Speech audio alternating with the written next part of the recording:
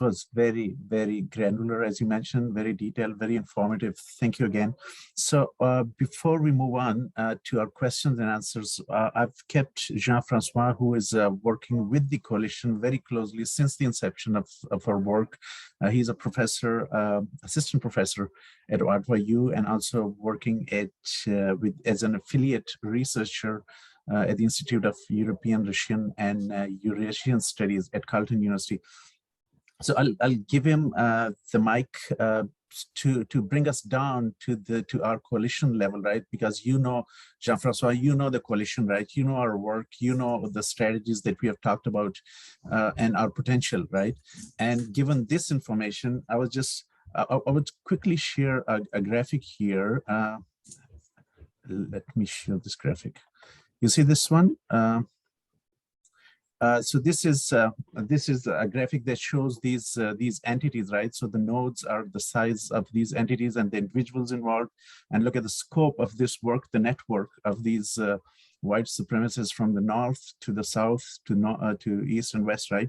So so it's huge. The bottom line is that it's huge, but again, bringing it down to the coalition level before we open it up to for question and answers. The information that we received today and the work that we have been doing for the past several years. So how it just married this us for us, and then we'll take it to Q&A. Thank you very much. It's a big challenge following those three great presenters and those two presentations. It gives an overview of a lot of material.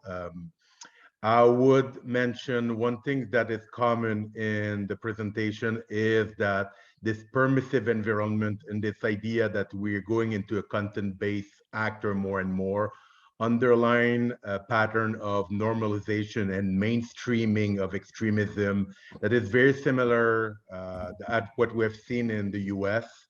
We are seeing it in Canada. Before in the past, far-right groups were a subculture. In order to find the material, in order to engage with that, you had to go in neo-Nazi subculture and street gangs in the deep dark web to find this information. The scary part that is underlined by the two presentations is really that is percolating and it's becoming mainstream, and we see it more and more with ordinary people. It ranges from microaggression, from symbols, from social media, the pandemic, the convoy, political parties. We see this hatred being mainstreaming along ordinary people. And as the coalition, we've been collaborating from several angles. The first presentation underlined the aspect of groups, the aspect of hate incident, hate crimes, terrorist attack. That is, the apex of the problems. But as partners with the coalition, we have 40 plus or 50 plus partners that target this problem from so many angles. And when we're seeing the mainstreaming in a permissive environment, we're seeing that addressing the rise of the far right in Ottawa, in East Ontario, in Canada in general, is about education. It's about the training we're providing. It's about understanding how hate is morphing on a regular basis. 2 years ago in the coalition, we're talking a lot about the Proud Boys, about how the propaganda was coming a lot more in our communities. Now they have been moving as a terrorist entities. Now we're fighting new forces that they are adapting to very different forces. And one thing that appear less in the two presentations and that the coalition can do a lot about is about the lived experience. Yes, we have the producer of hate. Yes, we have the hate speech, the hate activities, but what do we see in the communities? How our community resources, our community partners, the lived experience of racialized minorities is and are in Ottawa. I think we have a role to be able to understand the trends in Canada and see how they affect our community. There was a lot of good suggestion with regard to a different approach at the community level, different level of trying to address hate outside of the law enforcement mechanism. It doesn't mean that we have to push aside law enforcement. We have made very good progress. Ali coming and providing us data material shows us that the community has been able to trust the law enforcement agencies here, but it doesn't have to stop there. By engaging in communication, by engaging in our action plan. This is what we're trying to do with the research component that Abid has been talking at the beginning. We try to bring a lot more of the lived experience into that and show how this normalization of hatred, normalization of the far right in our daily activities has to be, everybody has a role to do, because we're not expert on all aspects of extremism, from misogyny, from far-right extremism, from anti-government. We see and witness things differently. And I think the presentation provides us a very good background on the playing field of where we have to go to the nitty-gritty of activities and how we can engage about those things. But I'm more than happy to discuss more about this mainstreaming of hate and extremism.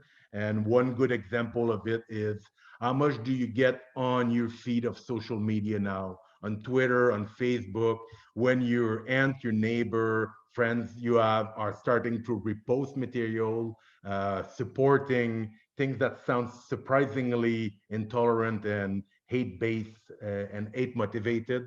It's signs that it's not anymore in the subculture. It's not anymore in the fringe of society. It is really moving into political debates. It is moving into our daily activities. Professor Carvin underlined the bill in Quebec with regard to Islamophobia. It is a very good example when hatred has been so mainstreamed that it is accepted as policies use the notwithstanding clause.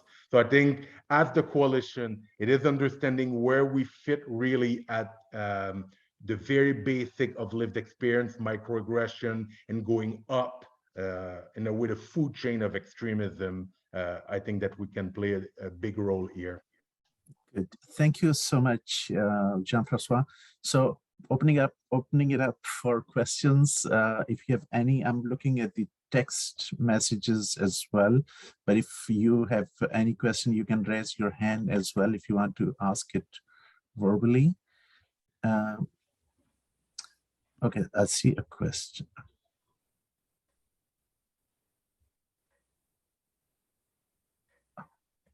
Do you see the text messages? I'm trying to read one. Monique? Yes, I do. I see a question in the chat from Nancy. Mm-hmm. Can you just read it, please? As partners, how can we support persons, more questions are coming, persons to question how they are finding a sense of belonging in these social media events and live streaming?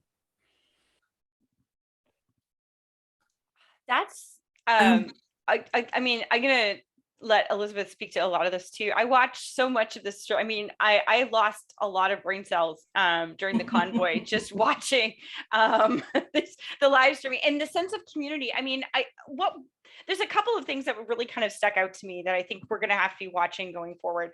The first thing is the way the crowdfunding, like even just beyond the live streams, but like the actual crowdfunding itself became so much more than like a financial resource. It actually became a symbol in and of itself of resistance to, you know, whatever the themes of the convoy were. So I think it's that. And I think that the cheering on the live streams, you know, at some of the peaks, some of these live streamers are getting 10,000 people at once. I've since gone back and looked at the live streamers, and they're not getting near as much attention, even though some of them have gone to the US convoy.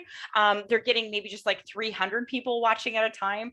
But like there were some live streamers and they were bringing in thousands of dollars at a time, just putting this in. And the way it creates that sense of community, I think is really important. And the other thing I'll note here, what's really interesting about the live streams, whether Plaid Army or the people who were following the convoy, is these guys go for hours. Like, I cannot believe they cannot stop talking. They love talking. I say this as I'm talking, but they really do you know, and one of my friends and co-authors, Kamara Marsingham, said, you know, like, what's really interesting is they say in 3 hours what they could say in 3 minutes, and they really do love that. So I think that live streaming is a huge component of it. Why Facebook was allowing people to live stream their crimes 24/7, I think really needs to be put to Facebook by the MPs, right?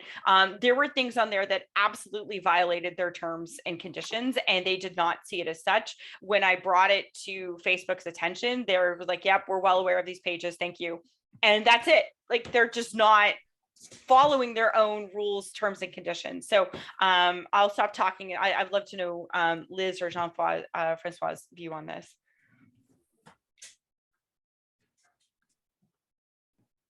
I can suggest a couple words here. I think when we're discussing about the mainstreaming of extremism, one thing is that with youth and teenagers, it is about perceiving extremism with teenagers, that is, and not labeling them as lost cause or extremists that we cannot help and support.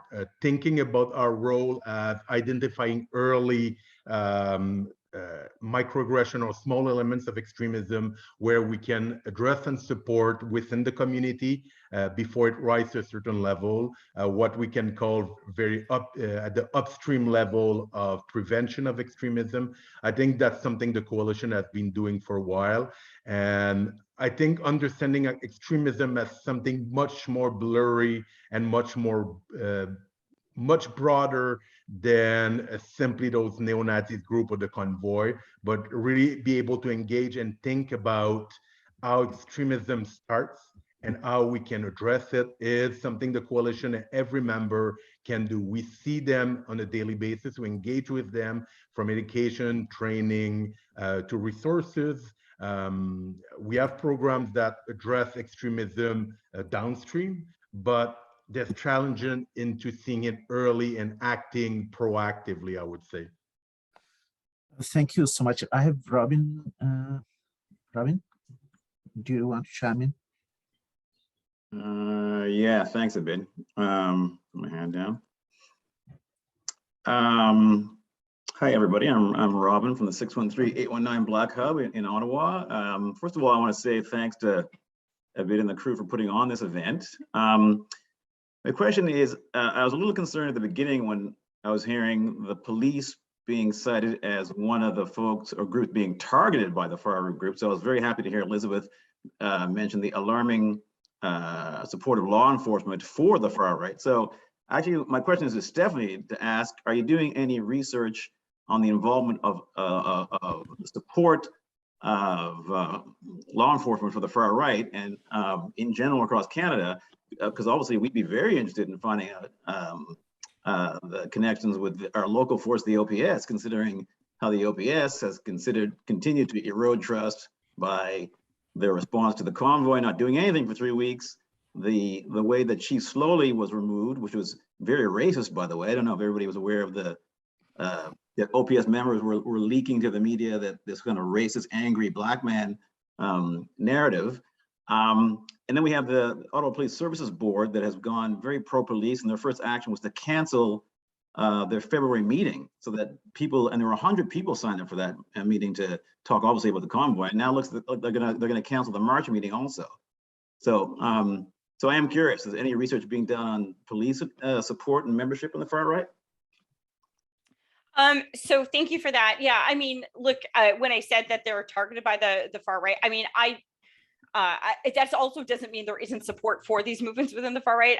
It's kind of weird. I think the two things can be true at the same time, 100%. One of the major groups involved in this convoy, really from the start, was a group called Stand on Guard, which really sucks because it's also the name of my book. But that was really unfortunate, actually. But the fact is that there were current and former law enforcement. So I'm much more attuned, not so much to the police.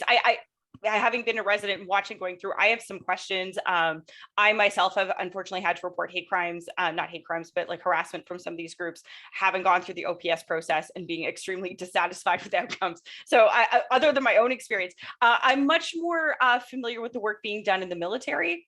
There's far right networks in the military, and there are a lot of far right groups that are producing propaganda explicitly targeting members of the military to recruit them. And we saw no shortage of military members involved in this movement, including serving members that were encouraging their soldiers to basically engage in subversion, to engage in, there's no better word for it, for kind of overthrowing the government. So that's more my bit. I would be happy to share. There is a network. I think it's called the Canadian Armed Forces Right Wing Extremism on Twitter. It's CAFRWE. They have been, they have a grant that's funding and looking into this research on that. It's a clear problem, clear issue. The fact that these groups, some of them do target police, doesn't mean that there isn't a problem in the law enforcement community or in the military as well. I would 100% make that very clear. And I'm sympathetic to your point. Thanks, Stephanie. Monique, can you read other questions that you might have? Yes, I'm going to try to do my best to keep them in order, but I think that's going to be a bit difficult. The next question comes from Mandy Wilson. She says, thank you for this very informative session. It highlights the intricacy, integration, and intersectionality of hate in the community. Given the irony that many groups do not recognize government law and others are actual politicians, and she uses Hillier as an example, how can we as a community and in our professional capacity help to identify and address these residents? Sometimes we are unaware of their involvement in community groups such as these.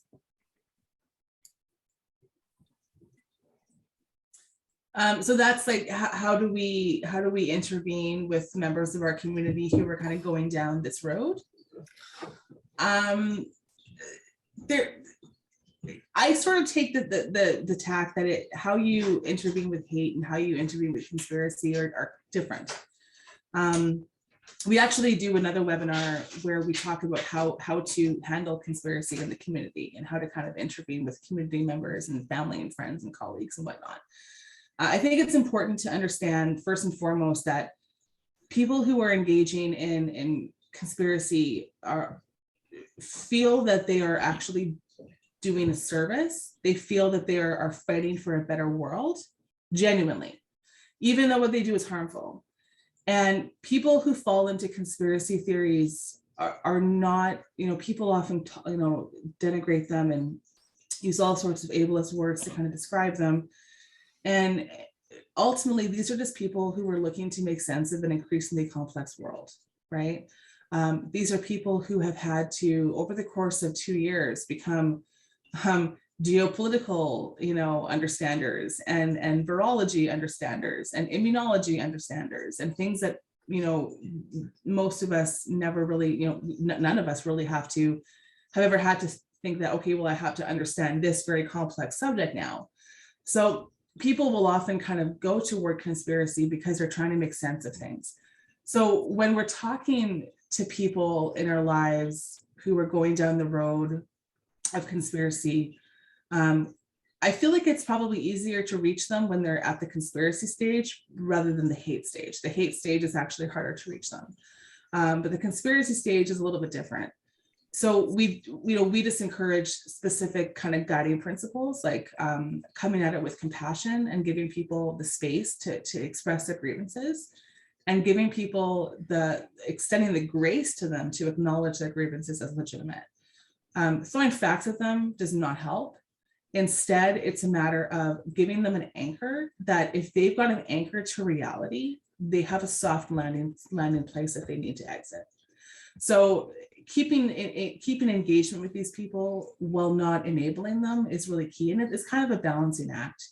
But again, like if anyone has questions about what to do, we talk to people all the time who are going through things like this, and we're more than happy to share some ideas, some practical advice, and talk things through. So again, if anyone ever has any questions and needs some support, we're an email away. Thanks, Elizabeth. Monique, there's a question from Karen. I'm seeing another question from. Yeah. Go There's a ahead, couple of questions. So Karen Mock's question is, you mentioned the complicity of some police personnel. How is it that in spite of lots of quote unquote intelligence, the police appeared unprepared and have not been doing enough over the past several years with training and preparedness? So that's. I don't know if I should take this on. I don't want to keep speaking out of turn. So this is the big question I have.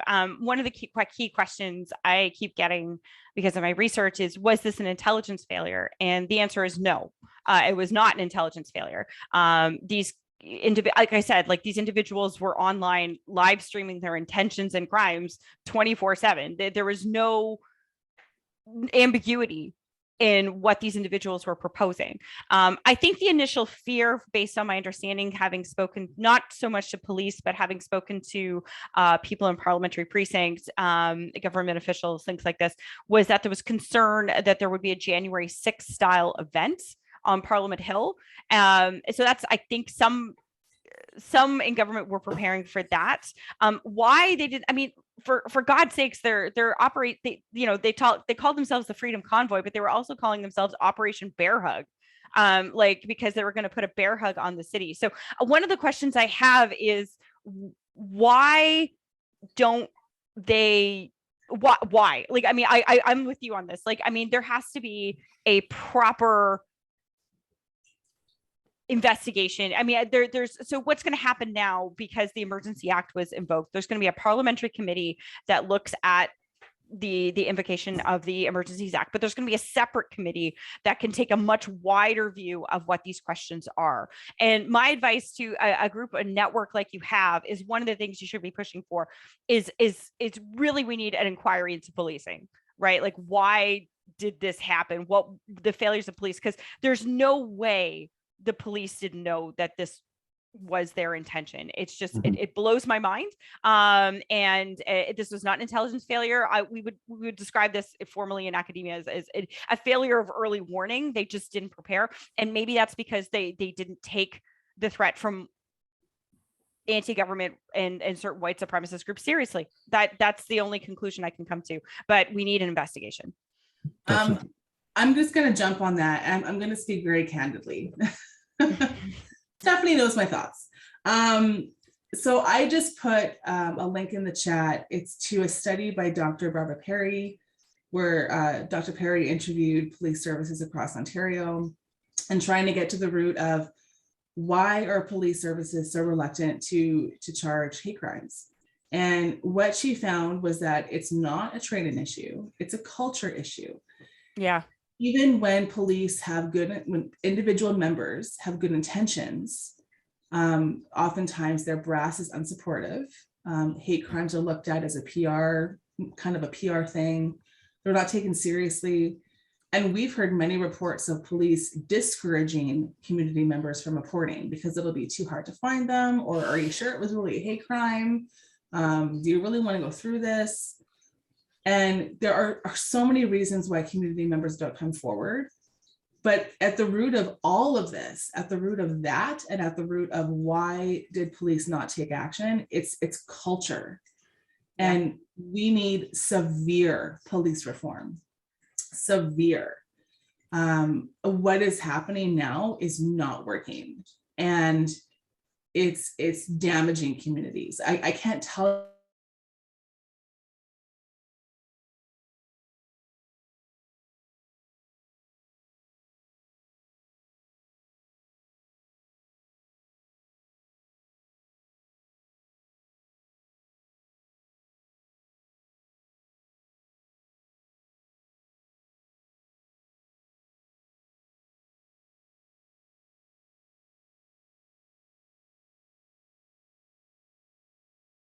capital. And countering these people does not protect capital. Can I just amplify that point? Because like the only thing I would add to that is, one of the things I keep thinking is the people who show up in Ottawa, like for a lot of them, this wasn't their first rodeo, right? Like these people have been protesting outside the houses of political leaders, doctors, hospitals, harassing people. And I keep wondering is, what would these people have been emboldened to occupy a city if they had once ever faced consequences for their actions? Yeah. And I don't think they ever had. So I want to agree. Elizabeth has the receipts. I don't. But I would amplify the point she's making. Thanks, Stephanie. So we have OPS staff here on this in this meeting, and we are closely working with the OPS. So this will be part of our documentation, and they'll get to hear this. But I agree, there needs to be some serious systemic reforms in light of what we have been observing. So no offense to the officer on the call. Can I just jump in quickly for a second? Yes, go ahead, please, Ali. So I just want to say I agree with 99% of what's been mentioned. I agree there's failures at every level. I agree that there needs to be serious changes. I don't defend the OPS blindly because I'm employed by OPS. And for those of you who know me, I speak my mind, and just I won't talk about the convoy issue, but I will talk about specifically hate crime stats. And I mean, Abin and I had the discussion. You can go and look at the stats that came out. And we had this conversation earlier that how is it that Ottawa ranks second in terms of hate crime reported in the country? And we talked about, for example, Toronto, who has roughly 6 times our population. So in terms of what's been going on here, it's not perfect. It's nowhere close to being perfect. We need to work harder. We need to do more. But in terms of what we've done the last 3 years, you can see our numbers are going up. The numbers are going up because we're properly coding things. We're not hiding anything. I review every single hate incident that comes into the queue. There isn't the second person who looks at it. It's all through one person. I look at all of them, and we're making sure that everything is coded properly. We probably have laid more charges, hate crime charges last year. I'm going to go out on a limb and say probably across Canada. When we do have the evidence, when we do have the information that's there, we're laying charges. It's very difficult sometimes because 60% of our reports are graffiti-based mischiefs. That, for example, we had 3 swastikas that were drawn at the back of a park in a wooded area yesterday. There's zero solvency factor for that, but I'm not hiding it. There's other jurisdictions that won't even label that as a hate crime until they actually capture someone, they interview that person, and then that person would have to say, yes, I'm anti-Semitic, which is ridiculous to me. If you're drawing a swastika in 2022, you should have an understanding of what that represents. So we categorize that as a hate-motivated mischief. But that's some of our problem is that, again, we don't have the evidence to be able to pursue almost 60% of our files just because the nature of what those files are. We have a lot of work to do. We need to build some trust within the community. I'm not by any way, shape, or form blame anybody other than us. It's on us to do better. But this is my unit. We will do better, and I hope that the reports keep coming in, because without having these reports, there is no way we can figure out what's going on in the city. And I'll leave it at that. Thank you so much. Thank you, Ali. Thank you, Ali. So these are good comments, and you're doing a great job, right? So your unit is doing a great job, but the conversation that we are having is a bit broader, and that's related to the white supremacists. So the question is that how are they getting supported, and the sympathies that they have from the existing law enforcement, not just Ottawa Police, but other intelligence agencies, etc., as well, right? From the existing force members and those were with the forces before, right? So that definitely requires attention. There are some great questions in the comment in the text box, particularly from Sophia, who is asking that if the convoy can raise millions of dollars for hate, why can't we raise the same for love for our community, right? So that's something, Sophia, that we'll definitely discuss at Rapid Response and with our coalition members and others. Monique, do you see any other question? I'm just skimming through the... I see a lot of different comments, and I will say I do see Hamid Musa's hand up, who's also a member of the coalition. I think he wants to chime in the conversation. So I'll take a look in the chat again. Okay. Hamid, meanwhile, you can say your few words. So we are 5 minutes over time at the moment, but let's take these few comments. Can I say something quickly? There's Yes, something please. we might want to mention also, that internally we have been looking into ways to engage the police with the coalition with regard to the convoy and discussion, how some of the issues that were raised can be discussed within the coalition and rebuild or build trust and ways to move forward. We would love to hear from the coalition ways you believe that we can discuss about those issues that goes outside of the legal mechanism that Stephanie have mentioned with the parliament, with the inquiries, things that are more with our own term of references and relationship within the coalition. Thanks, Jean-François. So Hamid, over to you, and then we'll wrap it up. Thank you. Just wanted to add a couple of comments, and thanks, Ali, for putting that forward. I come to it as a civilian working with the Ottawa Police in terms of a community approach, and I think we need to look at the broader narrative. I mean, hate crime, hate incidents are more of a societal issue, and I think there was a failure, I can put it, on all levels of government approaching this, including the police. And I think if we want to advance this, we have to find a way to work together to keep moving forward. This issue is not going to be resolved by just pointing who did what and who failed at what. It will be resolved if we all sit down together and have the hard conversation, the uncomfortable conversation, and see what measures can we put in place to move it forward. Let's kind of agree that as a society, we need to change. There are systemic racism that exist within policing, within education, within health, within any part of the community.